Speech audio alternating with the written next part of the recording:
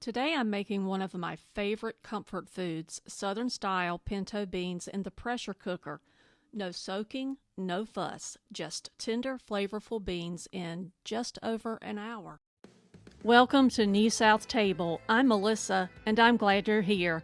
My Carolina roots run deep from farm life to church suppers. I cook bold and simple, just like the Southern women before me. Now I'm sharing it from the beautiful South Carolina coast. Hit subscribe and pull up a seat. I'm starting with 1 pound of dried pinto beans. I don't soak them for this method. I just give them a really good wash. Place the beans inside the pressure cooker or your Instant Pot and cover them with water.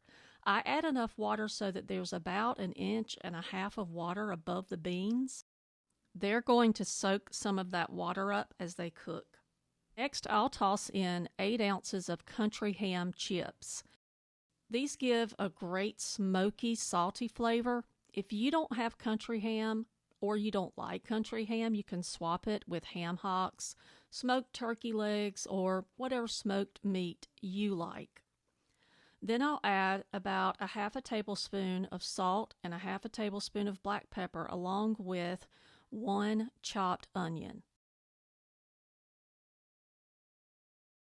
Now I'll seal the lid and cook it on high pressure for about 65 minutes.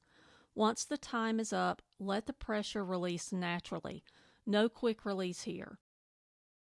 After releasing, you'll see the beans are perfectly cooked, tender and full of flavor, but sometimes the broth isn't as thick as I like it.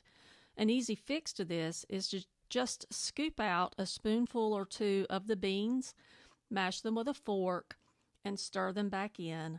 That will give you a much creamier broth without changing the taste. As always, I'll be serving mine with cornbread, so I really don't want the broth to be too thick, but you do you. If you like it thicker, just mash up more of the beans. These pinto beans are so hearty and so delicious, and honestly, even better the next day. If you grew up eating beans and cornbread like I did, hit that like button and share this with someone who'd love it too. Thank you for watching.